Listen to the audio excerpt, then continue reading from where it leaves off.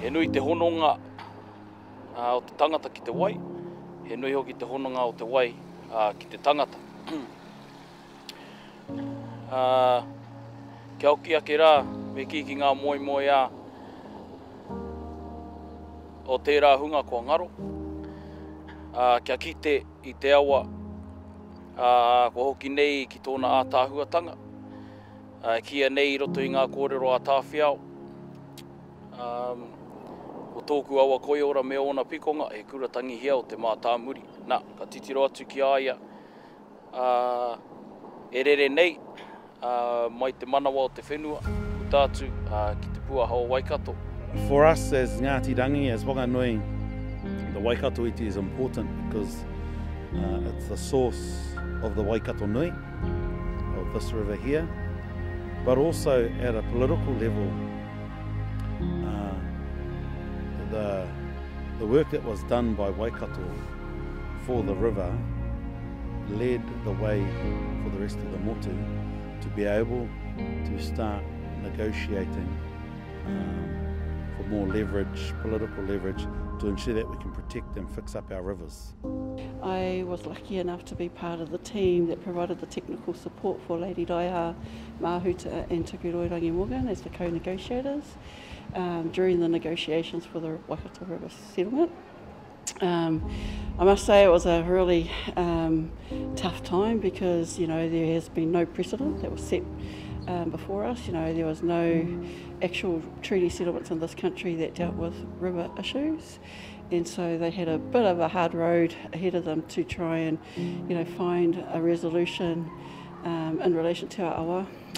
As you know, we consider that our awa is a tupuna, and as such, you know, we had to respect the mana of our tupuna in that way. So in terms of looking at solutions around trying to work through the negotiations, that was always going to be a tough ask because of the way the Crown treats rivers in this country. So, you know, we don't separate it in its various parts like beds, banks, flora and fauna. You know, for Waikato, the river as a whole is in its entirety. So we had to be pretty creative to ensure that those principles remained intact. And so, you know, we had two real big principles for the river settlement. The first one was exactly that, around te manawa te awa, and making sure that any solution recognised all of the iwi, as well as the river in its entirety. And then, you know, overarching that is thinking about, you know, us and our role as being kaitiaki and protecting the river.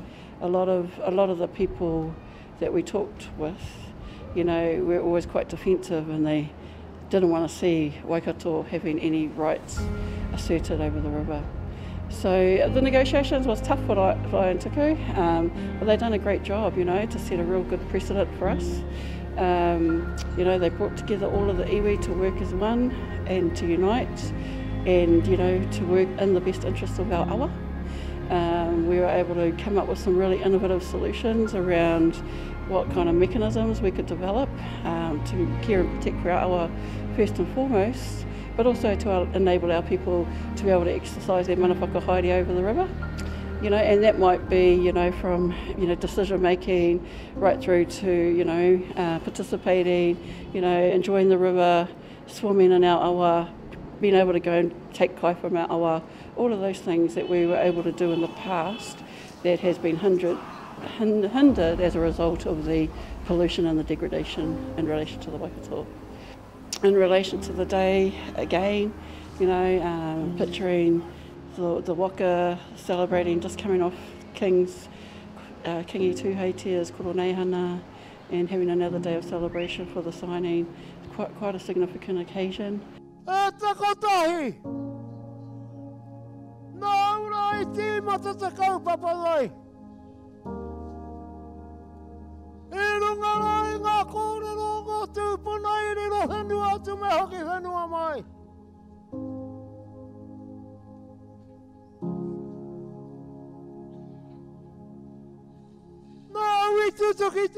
hanga.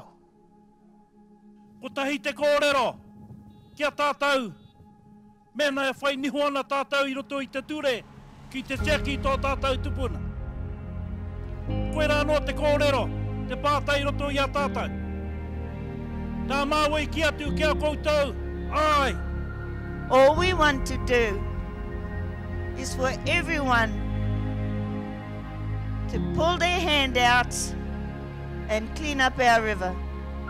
Pull their brains out and tell us how to do it.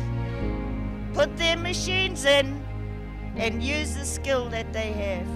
In terms of what we were hoping to achieve, obviously one of the big pillars of our of the settlement was to improve the overall health and well-being of our river. I mean, that remains to be a key today.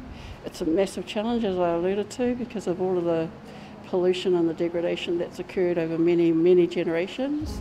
And so it will take a long time for us to be able to get it to a place that we want the river, or we envision the river to be, It's going to take 80 years to fix up the Waikato.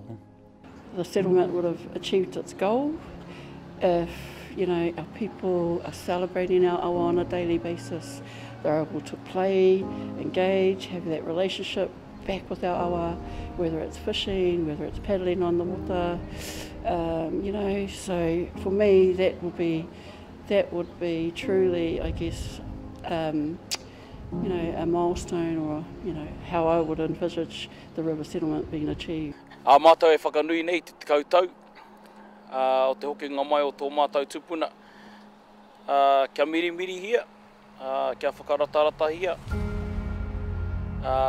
E mātou I aia, I te mea I roto I ona wā, a koia te kaimanaaki, a mo mātou. O reira, e te awa tupuna, maranga mai, maranga mai.